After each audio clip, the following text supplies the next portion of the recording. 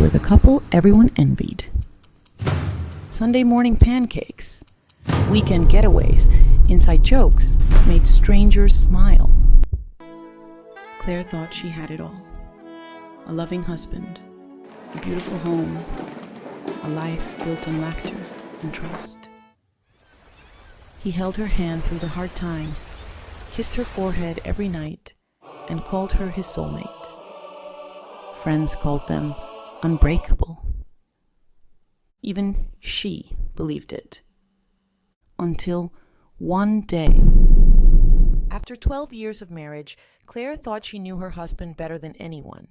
But one late night scroll and one wrongly delivered package would tear her world apart. What she found? A secret life, another family, and a betrayal deeper than she ever imagined. One night, while browsing Facebook, Claire noticed a familiar face in the People You May Know section. Same eyes, same smile, same man. But the name, different. The city, not theirs. She clicked. The profile was barely active, but there was just enough to make her uneasy. A photo from a wedding. A woman tagged a town she'd never been to. She asked Mark about it the next morning. He laughed it off, said it was an old account, a joke with college friends. Claire tried to believe him. She wanted to believe him. But the doubt never fully left her. Then, 2 weeks later, it arrived. A package, sitting neatly on their doorstep. Addressed to Mark, but with a last name she'd never seen. Maybe it was a mix-up. Maybe the company made a mistake, but something about it felt wrong. She waited until Mark left for work. Then she opened it. Later, she would piece together what happened. Mark had ordered the gift online, but forgot to change the shipping address. A single careless click, and the lie began to unravel. Claire flipped the frame. On the back, a date, just 3 months ago. She traced the return address. It was from a nearby city, one Mark often said he traveled to for work. Immediately, she grabbed her keys. The rain fell harder as she drove. Each passing mile brought her closer to a truth she wasn't ready for, but needed to see. She parked across the street. A quiet neighborhood, warm lights, a family inside. She didn't scream. She didn't knock. She just watched. As the world she thought was hers collapsed silently in front of her, Claire returned home in silence. But she wasn't done. She hired a lawyer. She gathered evidence. Claire didn't sleep that night. She stared at that family photo until sunrise. And then she made a decision. She finds the woman from the photo, sends her directly a DM. They met at a quiet cafe halfway between their two homes. No shouting, no chaos, just silence, stolen glances, and one shattered truth laid bare. What do two betrayed women do when they find out they were married to the same man? They take him down. Together. Bigamy is a felony, and Mark had no idea what was coming.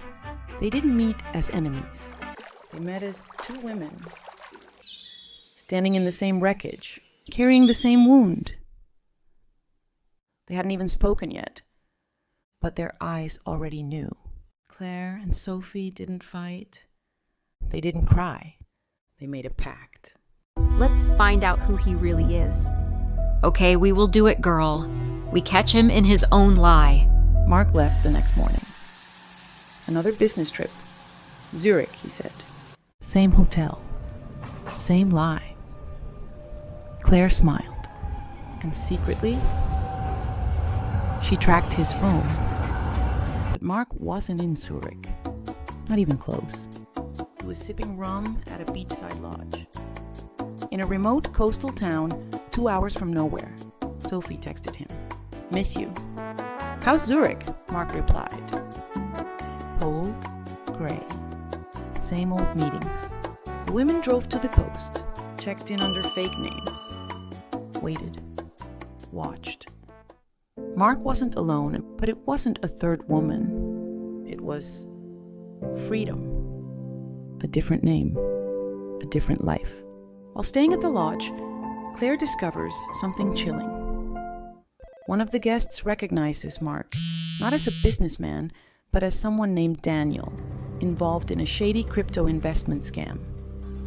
Claire investigates further and realizes Mark's name isn't even Mark. His whole identity might be fake. She's legally married to someone who may not even exist. Mark wasn't his name. It was just one of many. In Panama, he was Mark. In Thailand, he was Daniel. In Dubai, Alex. The women had married a ghost, and now they were chasing him.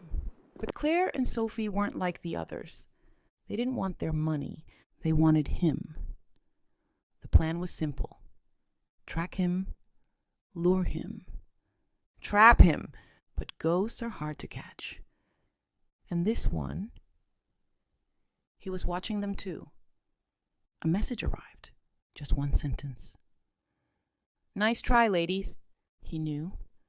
Mark, or Daniel, or Alex, or whoever he was, knew they were on to him. The message was clear. "Nice try, ladies." But he underestimated them. Again, he booked a last-minute flight, private terminal, no paper trail. Destination, Panama City. He thought he'd win. He always did. But when he walked into the hotel suite, he didn't see Claire or Sophie, just a screen. Smile for the camera, ghost. Hidden cameras, recorded confession, live stream backup, and an anonymous drop to every investor he ever cheated. Within 30 minutes, Interpol had an alert. Crypto wallets froze, passports flagged. Mark tried to run one last time. But he wasn't fast enough. They caught him barefoot on the hotel fire escape, wearing a robe and a smug grin. The trial made headlines. Crypto con man caught by his wife and mistress. Claire and Sophie testified and walked away. Clean, but not unchanged. We got justice. Not really, but we got free. They never spoke again. Two women. One lie, one truth. But sometimes... That's enough. Be careful who you trust. Some ghosts wear designer suits. Today, Claire is finally free. She no longer doubts her instincts. She learned that sometimes truth doesn't come from confrontation, but from courage.